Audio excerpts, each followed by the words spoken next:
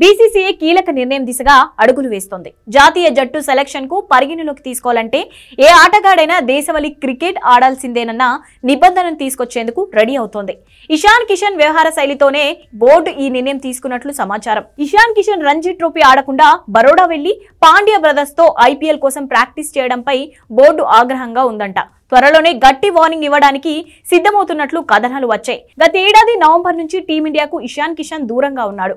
అతడు మళ్లీ జట్టులోకి రావాలంటే ఏదో ఒక క్రికెట్ ఆడాలని హెడ్ కోచ్ రాహుల్ ద్రావిడ్ స్పష్టం చేసినా ఇషాన్ కిషన్ మాత్రం పట్టించుకోలేదు.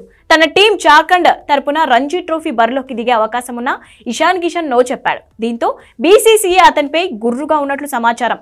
రంజీ ట్రోఫీకి ప్లేయర్స్ అందుబాటులో ఉండకపోవడం ఆశ్చర్యంగా ఉందని పలువురు మాజీలు కూడా వ్యాఖ్యానించాడు. ఈ నేపథ్యంలో బీసీసీఐ కీలక నిర్ణయం తీసుకోవాలని భావిస్తోంది. ఫిట్ గా ఉన్న ప్లేయర్స్ అందరూ రంజీ ట్రోఫీలో ఆడాల్సిందేనని నోటీస్ జారీ చేయనున్నట్లు సమాచారం.